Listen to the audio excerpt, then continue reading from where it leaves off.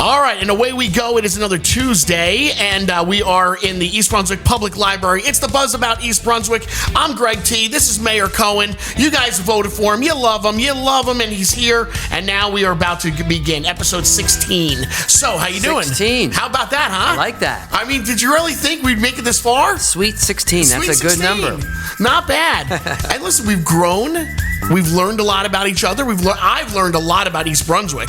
I mean, compared to my very first episode here, I knew nothing what was going on. I thought I always knew everything about East Brunswick, but you have definitely taught me. That's the job, right? Gotta keep people informed. You're right. I am definitely one of those people now. I'm voting for Mr. Mayor. You got my vote. I don't live here. You're right. I can't vote for you. If I lived in East Brunswick, I would vote for you. There you go. That works. All right. That's going to be nitpicked. We're going to have all kinds of critics going, oh, look at that. He's voting for the mayor. He's voting for the mayor.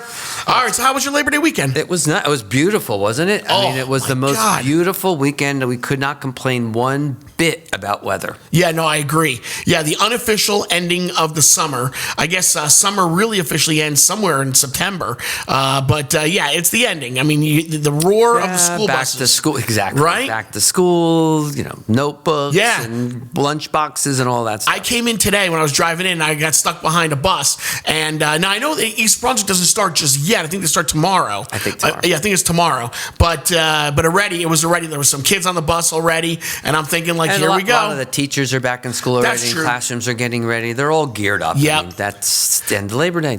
One of the problems that I have at my house dealing with after Labor Day is, so do you have a swimming pool in your backyard? I do. So do I. So my question to you is, when do you close the swimming pool? Oh, my God. It's always been a sore point in my house because, first of all, everybody starts lining up to get their pools closed. That's right. So if you try to arrange it, you get limited number of days. Yep. And we always say we're going to use the pool more, keep it open longer, and then we never do. You never do. And now everybody's got these whopper energy bills. Yep. So I think we're going to probably close it a little bit earlier. And then we also have a hot tub that's connected to it. And so the question is, do we leave that open? And again, how often are you going to use it in the winter? Because I do like using it in the winter. The hot tub, sure. It's great. However, there's a freeze protection. So the minute the temperature goes down too low, now you're paying for energy to run a hot tub that you're not even in. Right. Then when you need to heat it up to get to the temperature to use it, by the time it's heated up to that, I'm tired, I want to go to bed. So so I don't end up using it as often as I think I'm going to. And so that's the debate we're going through now. No, you're not alone. It's exactly what yesterday's conversation with my wife was, because usually we try to aim for like October, like the end of September, because you cross your fingers that you get a couple of weekends in there that are going to be really, really hot. Right. But the outlook on the temperature does not look like it's going to break the 70s. Yeah, you can't tell. Then you get a week where it's 90 degrees in September and October, and you're like, wow, I wish I had the pool open. Wish I had the pool open. Right. But my kids, same thing. She's back at school, so now all kinds of school events are going to begin. She's not coming home from school jumping in the pool. She's just not going to do it because to her the summer really is over as well. Right. So that was the great debate, is when do you actually close it? And I think this year, same thing. The energy prices are astronomical, so we want to dial it back a little bit, and I think we're going to conserve some energy. I think we're going to close it like maybe even like after this coming weekend, but even so, like I can literally close it tomorrow because even this week I know my family's schedule. None of us are going in the pool this week. Which is why I think a lot of these companies are getting the phone calls now that the holiday's over. That's why I actually had a call into them, not even for that, but for a problem with the motor. And they usually call back really quickly. You're right. I bet you that's the reason. Right, they're closing people's pools down. Yeah, listen, it's beautiful outside and it feels really great, but to go in the pool, and then if you really want to go in the pool, you got to turn that heater on. Do you have a heater? I do. Yeah, so you know as well as I know how expensive it gets to run the heat. It's almost pointless because it's a large body of water. I'm with you. It goes up only a degree per hour. So you better be thinking hours in advance if you're even going to use the heater. No, you're right. And I don't think that far ahead. Nah, you're right. The one thing that did happen, another tear jerker, Crystal Springs closed for the first.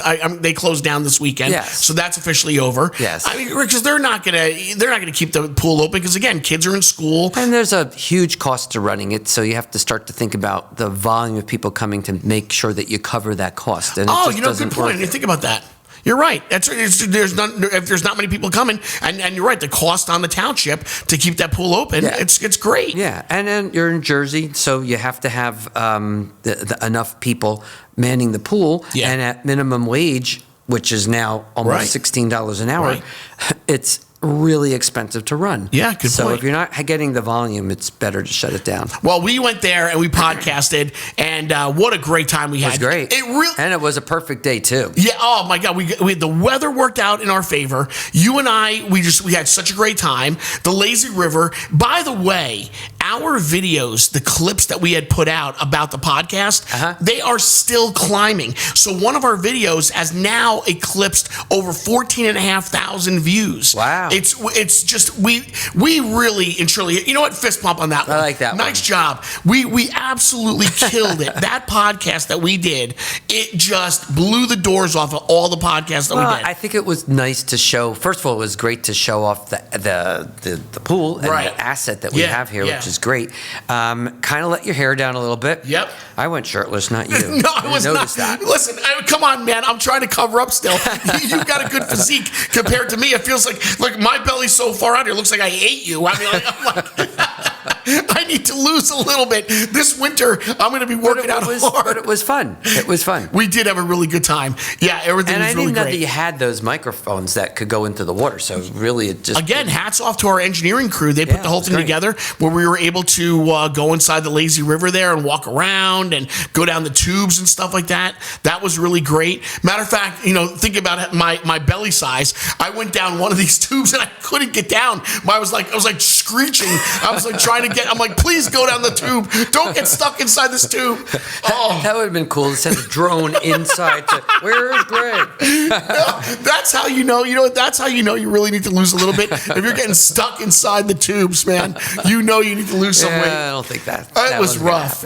But either way, we did a great job, and it was nice to have do a live podcast. Yeah. And me and you got to talking about it. I think our next live podcast. Now, are we aiming for the Winter Wonderland? Is that what we're doing? Yeah. I think that's a fair one. Yeah, and it's another one where there tends to be a lot of people that turn up, but it's very weather dependent. Right. That's true. I get that. But I think that'll be another great time to be out there, meeting the people again, podcasting live. And they do a beautiful job. I mean, it really looks like a Hallmark picture. Yeah. So now, is that just one day, or is that an entire? Because I wasn't here for this last year. So is Winter Wonderland one day, or is it a weekend? No, it's one day. It's one day. But they often leave the lights up for most of through the holidays. So for people to walk through. Right. And the trees lit by that point. That's great. The menorah and all the trimmings that go along with the holiday. Mm-hmm. It's just a very festive time of year. It makes January look really boring when they have to take all that when stuff it all down. comes down. Yeah. Well, I'm looking forward to it. I've only heard great things about it. And like I said, I wasn't here for it last year, so I'm looking forward to being a part of it. Yeah. And I think that'll be another great live podcast for us to be out there and say hello to the people. Yeah, no, that'll be great. That'll be a lot of fun. All right, so it was Labor Day weekend, so I do have one question. And we just started talking about it prior to us turning this on, but we're talking about holiday or Labor Day weddings. Now, a friend of mine, so my wife, I'll tell you the backstory. My wife and I wanted to hang out with this other couple over the weekend, and he was dialing it back, and he's like, I can't do it tonight because we have an early wedding to go to on Sunday morning. So we didn't get a chance to really, to hang out with them, whatever. But I was busting his chops that he had a wedding to go to. And I got to sit there saying, and I'm not trying to put my hand in somebody's pocket. We all know that weddings are very expensive. They are, yes. But how do you feel about Labor Day weddings? This wedding was on a Sunday, and to me, it's like, why do they got to ruin everybody's weekend? Did I stick my foot in my mouth already? No, but I think that a lot of people look for weekends that extend the time. So if it's a 3-day weekend, people can come out and enjoy being with the family or make a trip out of it, especially if you have people that are coming in from out of town. So a lot of people I know they're doing it, and it's becoming a thing. By the way, I went to one also on Thursday. Did you really? Thursday. Thursday, yeah. And I think it was great. And there was a lot of people that were there. I'm sure they had family that stayed through the weekend. And it was beautiful. A Thursday wedding. I can't wrap my head around a Thursday wedding. I understand why they did it. I get you're painting in a nice picture there where the family can stick around. There's a lot of people that took Friday off. I mean, we have a lot of people in town that took it off. A lot of people in business took it off, so they created a 4-day weekend. Right. And so for this couple and the family, especially since there's people that are coming in from out of town, they made it a long weekend, and people could rest from it versus rushing back to work. And now you said something earlier that they're in other cultures, Thursday is a popular day. Well, I don't know a lot of other cultures. I just know that in Israel, the work week starts on Sunday. And it goes through Thursday. Wow. So a Thursday night there is really like a Friday night. Right. So Thursday's Friday. Yeah, I get that. All right. See, all right, okay, fine. All right, I'm the Scrooge. I'm the bad guy. I guess I'm so... Don't be so negative, Greg. I'm so negative. I'm so stuck with weddings should be on Saturdays, maybe a day, but Saturday night is the prime night for a wedding. But, and I can't wrap my head around doing a Sunday wedding. Although a lot of Jewish families get married on Sundays. I've been to many Jewish weddings on Sundays. Well, if you're religious and if you keep to the to the rules that follow the Sabbath, you can't have anything till sundown. Right, sundown on Sunday. And if you do sundown on a Saturday in the summer, you're not getting your main meal till probably close to midnight. Yeah, right. No, it's real late. I've been there. Yeah, I've been there, done that one. That's been tough, but I get it. So, all right, you know what? I agree. Without even saying anything, I am the negative guy. To each his own. Actually, during COVID, there was a not ability to have a lot of weddings. A lot of those facilities were struggling. And then when they made up for it after the COVID restrictions were let up, a lot of people still had weddings on the books, and there was just no place to put them. Right. So a lot of them ended up doing weekday weddings to make up for that. And so if you go to the Chateau or many other places in the area, they had Monday night weddings. Thursday was very popular. Okay. There's a reason why you're the mayor. I get it. It has nothing to do with being mayor. No, I understand. There's a reason why people voted for you. I got it. All right, guys. So it is episode 16 of the Buzz About East Brunswick. If you're listening to us on Spotify, iHeart, Apple, or Amazon, thank you guys very much for tuning in. And if you, of course, are watching us on YouTube right now at EBTV, hello to everybody. Thank you guys very much for joining us here for episode 16. We still have so much to get into. We have a new segment that we started on social media. We're going to touch base on that. We're going to talk to you about some of the new guests that we have coming up that you guys can look forward to seeing here on this podcast. But we've got a lot more going on. Right now, we're going to take a step back and we're going to take a look in and around East Brunswick. This is what's happening in and around East Brunswick. We'll be back with more from the Buzz About East Brunswick. I'm on the job today. Big things are happening here in East Brunswick at the Vermella. Head on in and let's check it out. I've got Township Engineer Frank Edsel with me. Going to walk me through what's going on today. Here we have Black Rock Paving. They're out here. They're laying down the asphalt. This is the base course of the asphalt, and this is the front parking area that's along Route 18. Some of the brick facade is going on to the building. Already the contractors are inside, laying up the walls, doing some painting even. Now I'm ready for construction. This was phase 3. If you remember, this was Loman's Plaza. There is no more Loman's Plaza. All 3 buildings are demoed. We're in full site work mode here. We're working on putting sanitary structures in, storm structures, and all the infrastructure that's going to eventually support this whole development here. This is going to be tremendous here. We're wood framing. We have sheetrock going on in the first couple phases. We're still looking to open up here in the spring of 2026. There's a lot going on in East Brunswick. That's an understatement. Hey, East Brunswick, who would like to be a part of the East Brunswick Water Policy Advisory Committee? Meetings are held regularly on the first Thursdays of February, April, June, August, October, and December. If interested, please send your resume to mayor@eastbrunswick.org. Help make a difference in East Brunswick's future. Your voice matters.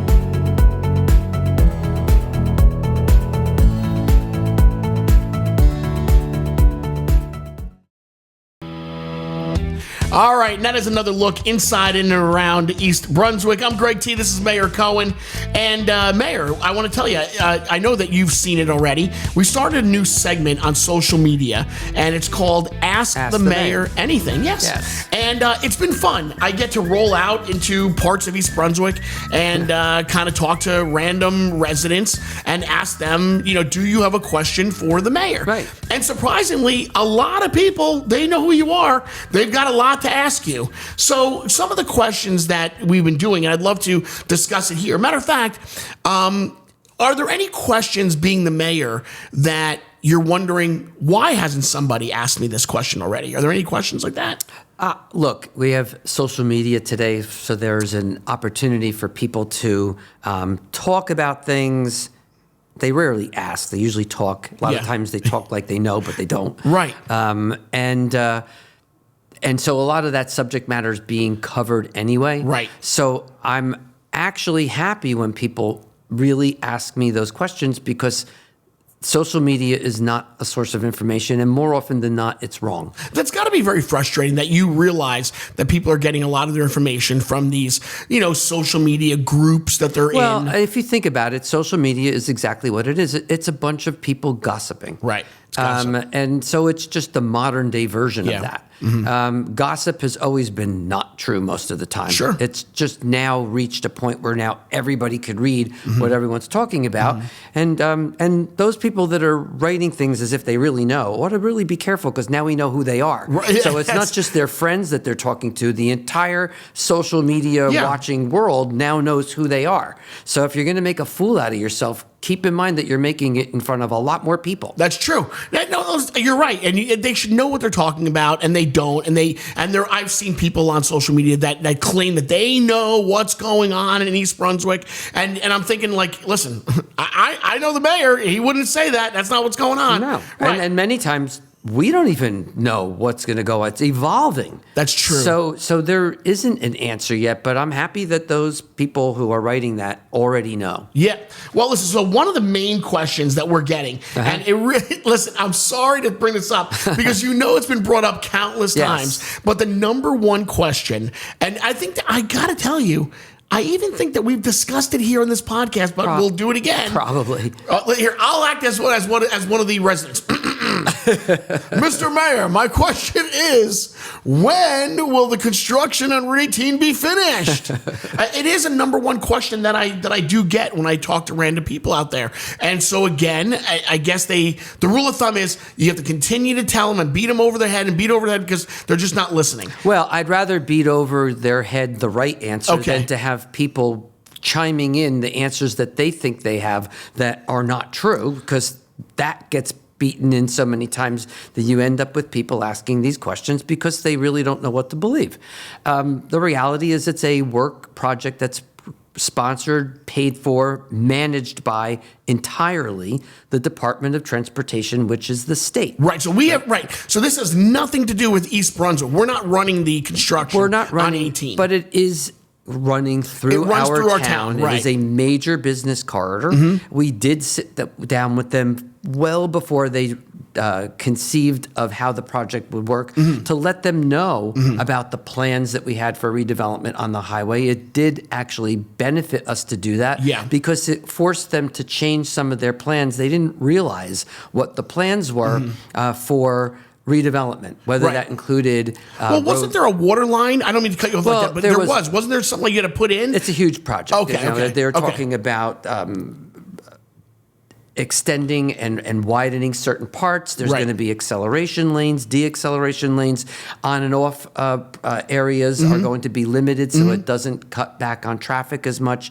The medians are being repaired, the lights, all the intersections are being repaired. There's road work being done for sidewalks that are required by law, and all of the water lines that are underneath the entire length of Route 18 are township lines. Yeah. So they're failing. They've been failing for a long time. Sure. And the state offered us to pay for half of the $18 million that it would cost to do that entire water road project if we did it while they were doing the work, which did extend the period of time that it would take to finish Route 18. And nobody knew that was going to happen. We didn't know it ahead of time. We knew that the pipes are in bad shape. We didn't know quite how bad. There's certain areas that were worse than others.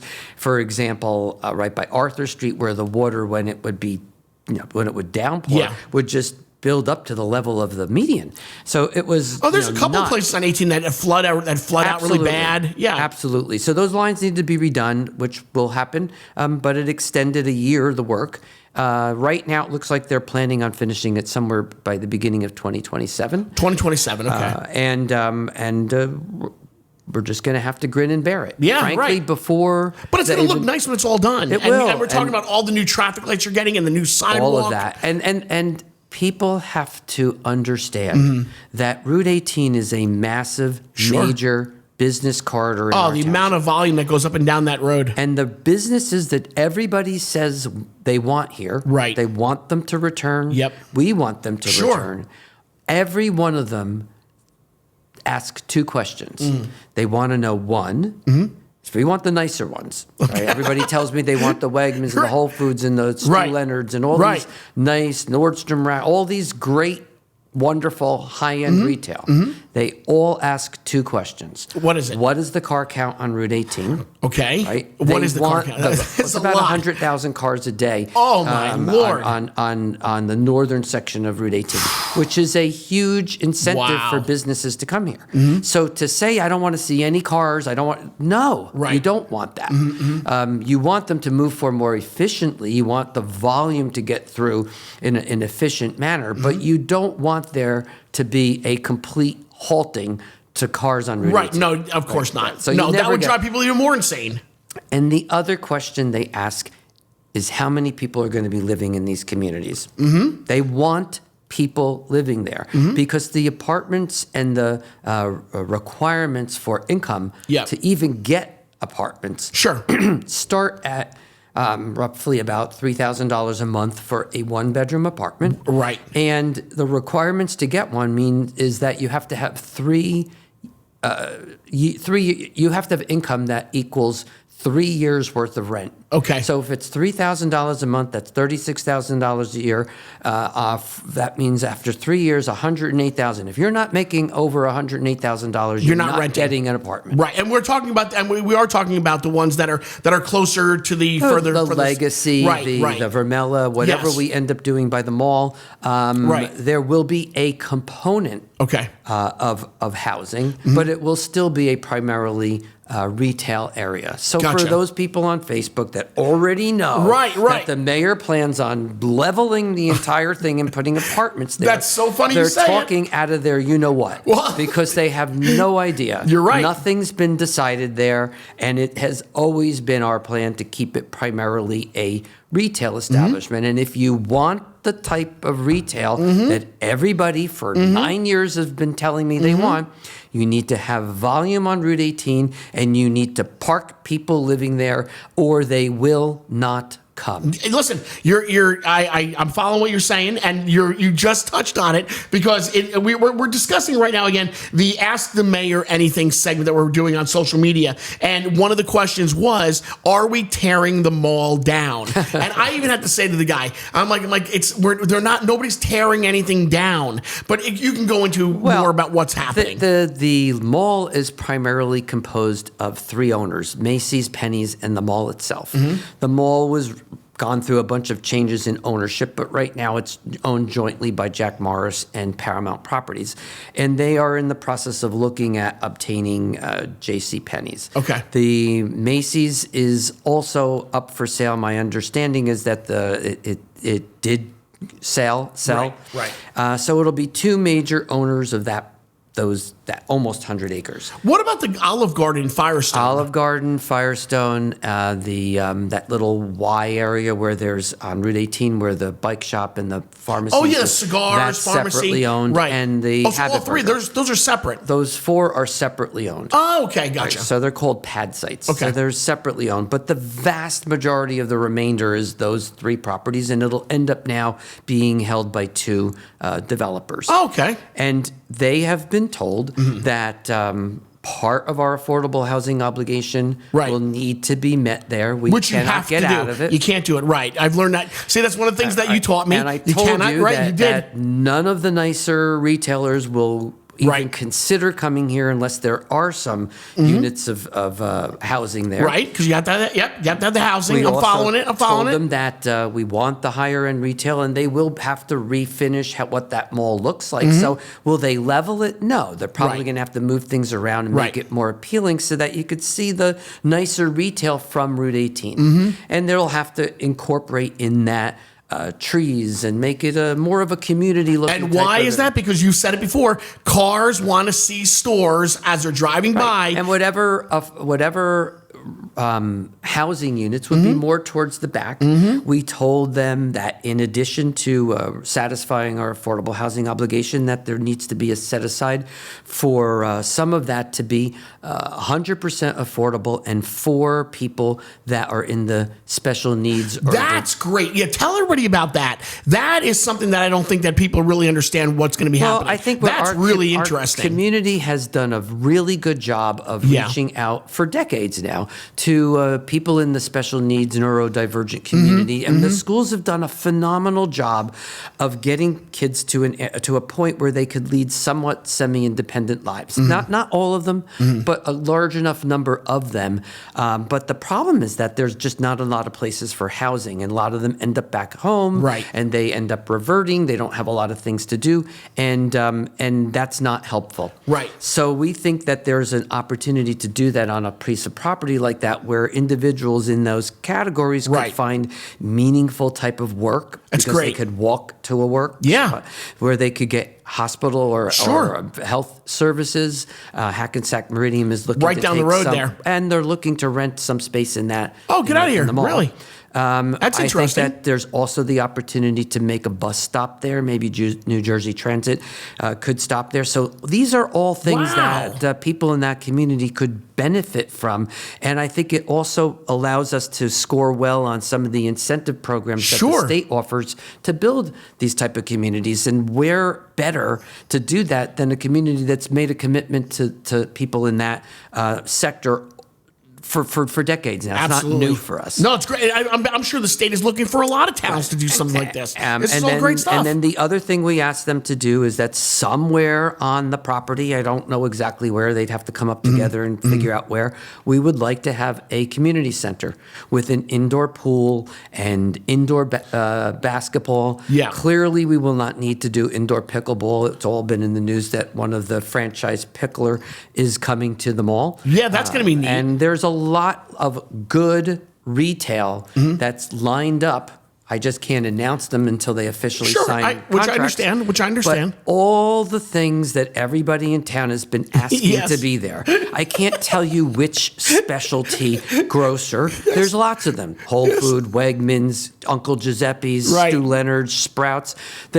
One of them is coming. Got you. Right? I can't you heard tell it here first. One of them is coming. Right. A lot of the higher end stores, for clothes stores, I know of at least 2 really nice ones that are coming here. Can't tell you which one. We cannot go into it right now. Every one of them wants to know what's the car count on Route 18. Right. Over 100,000. It better not be 0. Northbound, we got that down. We got it down. And is there a commitment for residential units to be on that property? I think they will not come. I think it's a very exciting time for East Brunswick, to be honest with you. I think that all the decisions that you've been making are taking East Brunswick into the future where it needed to be. It'll be a community with retail and obviously some units which despite everybody telling me how much they don't want them, it's a requirement. We can't get out of it. No town has gotten out of it. Right. So let's put it where it can enhance something that we have here, instead of putting it in people's backyards, which will uniformly be something people don't want. You've done a great job. It's a great decisions, all good job. It really is. I love it. Listen, we have to take another break. We're not going to have time to go through all of these questions like, is there anything that the township could do about noisy mufflers? But I have to tell you, I did actually find somebody on Route 18 the other day who was in front of me, and you could see he was revving up at the light. Yeah. So I shouldn't even admit this, but I took my phone out and I followed him. And I recorded the whole thing. Interesting. And I could tell you exactly how loud it was. I could tell you how fast he was going because you could see on my speedometer. Right. I showed. And end of the day, what can you do? nothing. That's it. Because I shouldn't have been using a handheld phone. Oh, look at that. I didn't even think about that. So anybody in town that wants to say, what, we understand how the police can't be in every spot. Right. Maybe we could help them out and record some of this stuff. Better make sure you're doing it the right way, because you'll actually get in more trouble than the person that you caught. Look at that. There you go. Oh, wow. That's crazy. That's just where we need to work on fixing our laws, getting cameras that will actually record this stuff. Yeah, like you need to have your car has to be mounted with a GoPro at all times. You don't have that, but we have cameras all over town. Yeah. But the state doesn't allow you to use that as evidence. That has to change. We have to get our people in the legislature to fix that, because that's something you can work on. Yeah, how we have drone technology. We could utilize that. All of that would help pick up some of these things where you can't possibly have an officer at every moment in time. That would really be even if the officer was there, do you think the person's going to do that right in front of them? No, you don't. Yeah. So we need to use the technology, and the laws of the state prohibit us from doing that. Ladies and gentlemen, Mayor Cohen. You like that, huh? I like it. I do. I like where this is going. All right, guys, we're going to take another quick break. This is In and Around East Brunswick. We'll be right back with more. We're going to talk about the school year is about to kick off. We're going to talk about that. It's all coming up next right here on episode 16 of the Buzz About East Brunswick. Greg T here, back on the job at the East Brunswick Ice Rink. Heading on in to see how far they've gotten. This is unbelievable. A lot has been happening here at the ice rink. Preparing for a concrete pour for our ice rink. So now we have 4 inches of insulation, we have a vapor barrier, and now we have our rebar, and soon you'll see our cooling coils. You can actually see the entranceway has now actually taken shape. The outdoor facade is going up already. We're putting a layer of filter fabric, a layer of stone dust. You'll see those heating tubes will go on top of this. I'm standing above both ice rinks right now. A total wow, where you can stand on top and watch all the games happening from high above. All right, so the expectation is? We will be open by December. This is really exciting here in East Brunswick. You hear that? That is pretty cool. How about that?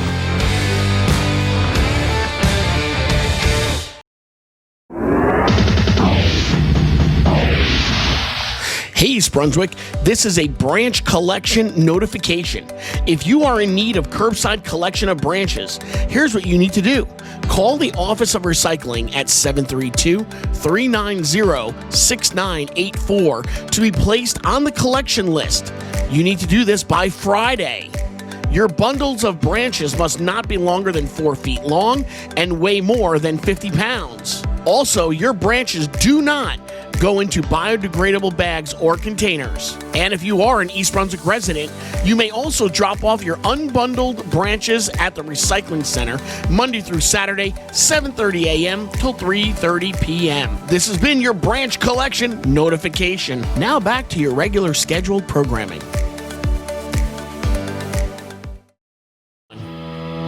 We're just rolling along here in episode 16 of the Buzz About East Brunswick. I'm Greg T, alongside of Mayor Cohen. If you're watching us on YouTube at EBTV26, thank you guys very much. Hello, Spotify, iHeart, Amazon, Apple, all of you guys, thank you very much. And thanks for watching. Yeah, thanks for watching and making this podcast a success.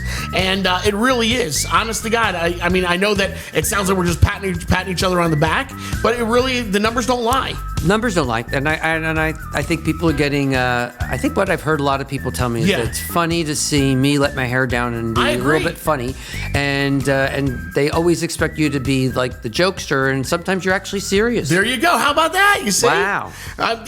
I'm growing up, fellas. But you know what? I have to tell you, going back all the way to episode 1, I was a bit nervous because I didn't want to come off as a clown, but I didn't know how you were going to come off as well. And I took it on as a big responsibility to not make you look, funny or silly in any kind of way in this podcast, knowing that you are the mayor of East Brunswick. But it has been really nice to see you come in here, shirt rolled up, unbuttoned, relaxing, going off, talking about certain things. Yeah. It's been really nice to see you grow episode after episode here as well.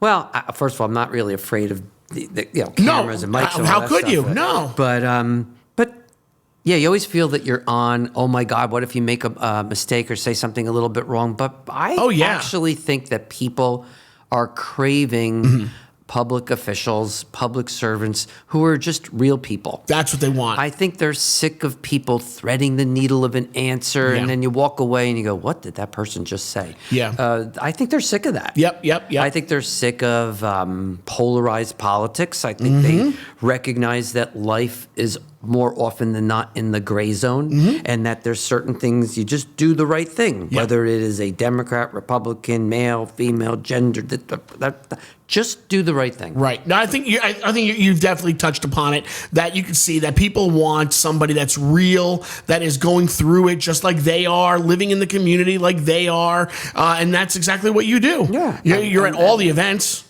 And that's why I don't like being called a politician. Right? Politician, in my mind, sort of thinks about the person who's sitting there with the fingers up. No, you're right. You don't come across as that. Don't do that. Just be you.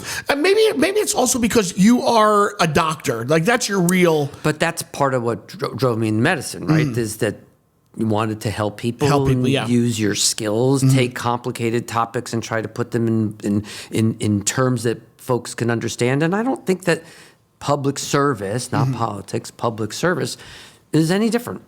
It's the same. No, listen, I think that you're obviously you're coming off, as the person that everybody can talk to and relate with. And I've been outside with you where random residents come up to you and they're very natural. And I think that you allow them to be natural. Whereas, again, like I said, I didn't know really what to get from you through this podcast. But I've even been able to. So we're cool now. We're bros. We're pros. We're pros. Me and the mayor, we're pros now. We're pros. All right, so listen, guys. The 2025 school year is upon us. So do you remember? I'm sure you do. You remember a lot about going to school for the first time. As a doctor, I'd like to know, what is a good breakfast that a mom and dad can make for their kids on their first day of school? Oh, my God. Don't ask me, because I had the worst breakfast as a kid. Yeah, I had cereal. I loved all my cereals. And, of course, not the ones that were really healthy for you. No. I had Captain Crunch, Lucky Charms, all the Fruit Loops. Isn't it funny? Totally we were raised on that. Exactly. We ate all of that stuff. Yeah, exactly. Everything that was sugary is what we were brought up on. And we still lived. And we did live. But I guess like these days, kids are running out of the house a lot faster. They're going to events prior to school even now. Schools are starting earlier for these kids. Yes. A lot of parents are dropping their kids off early for school. I still think breakfast is important. You need to have something. Then you have to all sit down and have 5-course breakfast? No, that's not practical. No, I don't have time for it. So what's a good breakfast? But I think that still cereal, oatmeal. I think that even energy bars are not such a terrible thing to do. You got to watch which ones you use. Be careful, right? Or just sitting down and having a small little thing of toast and eggs. Not so terrible. But I think breakfast is important. I think you need to get your sugar level up and be ready to get to school and function. I like it. Let's see. What was your favorite subject in school? Did you have a favorite subject?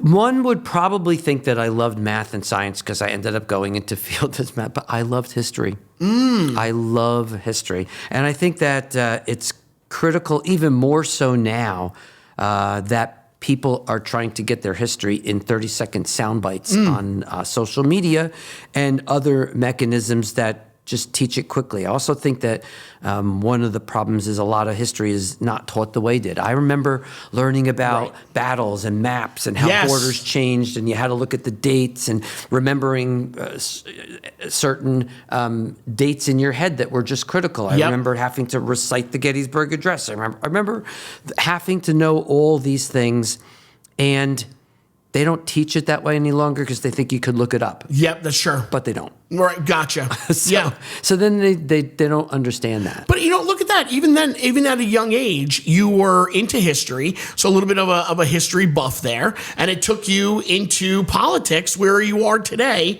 It was almost like you were set up from the get-go. You really were. You were interested in it. I guess. I mean, I never really thought about it that way. I just think that history is it. I go on vacations I could do without the beach. Gotcha. I have a great pool. I don't need to go to the beach. You're a pool guy over the beach. I'll walk along the beach. I'll look at it, listen to the sound. I don't want to be in the water. But I do actually love going on vacations where you learn something about history. In this country, other countries, it's critical that we understand it. That is true. In other countries, right, their culture, it's really important, the history, the back end stories. But whether you're going to Europe or the Middle East or lots of places around the Far East, their history goes back thousands of years. So for people that live there, they have this massive history at their fingertips. Right. You talk to people in Europe and they'll tell you, oh, that was from the 14th century, that was from the 16th century. United States is what? We're going to be 250 years old. We're a baby. Yeah. In the terms of world history. And I bet you, there's a lot of people, the majority, again, I'm going to go on a limb, but the majority doesn't know the history of the United States of America. We're just not history buffs. There's not a lot of us in there. No.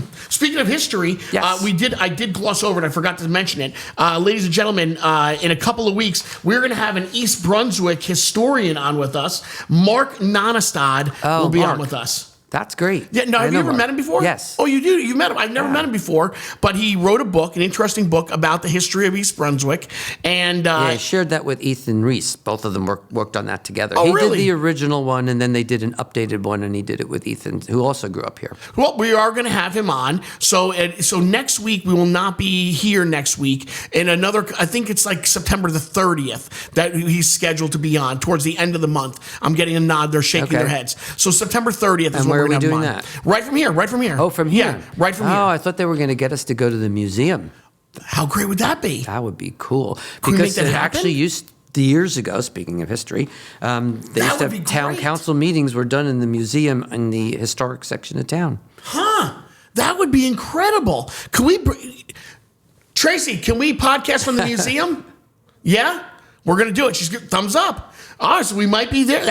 I bet you he would love that too. Oh, I think it would be great. That would be fantastic. All right. Well, listen. Okay. I want you to rank the most important school supplies: pencils, stapler, glue stick, paper clips, magic markers, and a ruler. Rank these. Which is the most important? Okay. Well, we're dating ourselves because I don't think people bring those to school any longer. They're not using glue sticks? I think they get them in school, but pencils. Don't you remember cement? The rubber cement? Oh my God. You used to open it up at the jar and then paint it on? Yes. Where is that gone these days? Nobody uses it anymore. I think they're afraid the kids are going to get high, but they don't even need to they don't need to get it from that. Well, I don't know. I think that to me it was always about your lunchbox. And with your thermos, don't you remember that? Oh my God, the thermos! That was the whole big thing in the summer. What lunchbox are you going to get for the new year? Yeah. Oh man! The kids they don't even know what it's like anymore to carry that lunchbox to school. You remember and open the metal thermos. ones? Oh, you're bringing back so many memories. Yeah, I did that, and you're bringing back memories. It was a big deal when you had those Texas Instruments, the calculators. Yes, that was a big deal. Oh man! Now people, you have that more power on your phone. Everybody's using their phones today. Exactly. Well, listen, those are just kind of a couple of fun things. I do have some dad school jokes that I want to tell you all about. You're gonna love this one. Dad school jokes. Let me get this whole thing set up here. I swear, Mr. Mayor, you're gonna love it. Okay. Dad school jokes. Okay, here we go. I like the music too. You like that? Yeah, it's like. All right, so here we go. You guys can learn about these jokes and tell your kids these jokes and tell them that you heard it here on the Buzz About East Brunswick. All right, so why did the teacher wear sunglasses, Mr. Mayor? Why did the teacher wear sunglasses? I don't know. I can only imagine. Her students were so bright. Oh, gosh. These are Dad's school jokes. Okay. Why was the math book sad? Why was the math book sad? I don't know. It doesn't add up. It doesn't add up. It had too many problems. These are funny dad school jokes. All right, who is the king of all school supplies? The king. Think about the king. Who would be the king of all school supplies?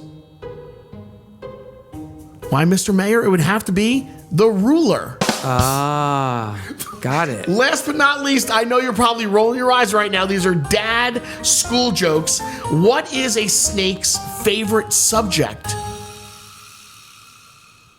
History. All right. I'll stop now. I'll stop while we're ahead. Anyway, good luck to all the kids. Know those and recite those to your kids on the way to school and then sit in the back of the car rolling their eyes? I did Google a couple of jokes. I was trying to dig out some good dad school jokes. I just thought it'd be kind of funny because I know that, you know what, there was always you'd always like look at in a cereal box. They always had some funny jokes dug in there. So I figured, you know what, if kids are going back to school, we'll let them go back to school with a smile on their face. So did you walk to school or did you take a bus? I was a walker. I didn't get a chance to get on a bus until I went to Churchill. So I had to go to Churchill, rode the bus, and when I went to Hammersholt. But I went to Chittick School. I was a Chittick School kid. So I walked back and forth. I walked up and down. I walked uphill both ways. Yes. I remember walking to school. I don't think I ever got bused. We were always close to all of the, whether it was elementary, middle school, or high school, I always walked. And although I don't think some of those routes they'd be allowed to walk today. It is so funny, right? Because back then, nobody stopped. But these kids today, I see these kids sometimes on the side of the road, and I'm like, man, I would never have been able to do that. No way. I got friendly with all the crossing guards. Yeah. I mean, that was what you... It was a way to network. But I think that getting to school was a bit of a hike sometimes, and I don't know if the kids walk as far as I think we did then. We're very protective of the kids today. Yeah. For sure. Which, I mean, I get it. No, and a lot of the roads are busier than they were when we were growing up, and people are too busy on their phones. All right, guys, we're going to take another quick little short break. This is another look inside and around East Brunswick. We'll be back to wrap things up with Buzz About East Brunswick coming up next. My name is Dave Mummy. I'm the general manager at Tamarack Golf Course. If you're looking for good golf in East Brunswick, this is where it's at. We renovated the East Golf Course 4 years ago, and it opened 2 years ago, and we renovated the West over the last 2 years. In renovating both golf courses, we changed the irrigation, the drainage, we revamped all the greens, tee boxes, bunkers, and we did the fairways on the West Golf Course. We have two 18-hole golf courses, both championship golf courses. This is a driving range open to the public for all ages and skill levels for people to come and work on their game. Hey East Brunswick, did you know that the East Brunswick website, eastbrunswick.org, is ADA compliant? When eastbrunswick.org is open, you'll notice an icon to the bottom left side. Click that icon and it will open your accessibility help desk with personalized tools to offer assistance, such as text size. Toggle through to find a text size suitable for your site, spacing for your ease of reading. Choose through several different fonts for your liking, contrast to enhance or darken the website's images, or highlight special details and pieces of the site. You can even color shift through the entire site. Thanks for visiting eastbrunswick.org. It's ADA compliant. All right, guys, we are getting ready to wrap things up here on episode 19 of the Buzz About East Brunswick. I'm Greg T. This is Mayor Cohen. And now next week, we will not be here. Your schedule's just not allow it. You're a busy man. Busy guy. You're a busy guy. You're a busy guy. You're the mayor. But we will be having a 9/11 memorial observance next week that we wanted to talk about. Yeah, we do it every year. We have a really nice area by the Memorial Park here at the Township Municipal Building, and there's a statue that's designed to commemorate 8 victims that lived here in East Brunswick who lost their lives that day. And every year we have a memorial service. And this year we're going to do kind of a split service. There's going to be a program during the day that will occur specifically at times that planes hit buildings, planes fell in Washington and in Shanksville. And then that will go during the day, which Council President Kevin McAvoy will manage that since I have office hours. Right. And you're a doctor. I do have to see patients. I can't cancel them last minute. Right. And then in the evening, we'll have a vigil over by the at which point that you'll be a part of. That I'll be part of. And we invite the town and the residents and anybody to come out. And we'd love to get people to come out. It's a huge opportunity for people to really talk a little bit about either what they recollect from that day, but we all realize now that kids that are graduating from high school weren't even alive then. Sure. So we give kids an opportunity to participate every year. Either there's an essay or a poem or something that they can write from what they've learned, either from talking to people who lived through it or what they've learned about it or what it means to them. And it's interesting to watch how that's changed over time from kids that actually have some recollection of it to kids who weren't even born. Interesting. And I think you had said something while we were watching in and around East Brunswick that, is it this year or is it next year that you said it would be 25 years? Next year. Next year, 25 years. Yeah. And to me, we lived through it, so I feel as if it was like yesterday. I can remember exactly where I was, what I did, how, just everything about it. I'm sure you could do the same thing. Oh, absolutely. I remember picking up my kids from school because everyone was let out. And at some point, I remember driving home and we knew that all the planes had been told to land throughout the country. And yet we heard planes flying over, which were coming from the military base. So that starts to get you a little scared as always. What's going on? What do we not know about? Correct. Is this worse than what we thought? And I was on call that day. I was actually in the hospital for part of the day, and it was very spooky. Yeah. I remember being told to clear out anybody that needs or could be discharged because there would be the need for all these hospital beds. Right. And everybody anybody that could possibly be let go was told to leave, and it was, you could drop a pin in the hospital and everybody was in the same boat. Nobody came. Yeah. It was a very, very sad, somber, terrible day in U.S. history. And look out today. Clear blue sky. It's beautiful weather today. There's no humidity. Nice little breeze.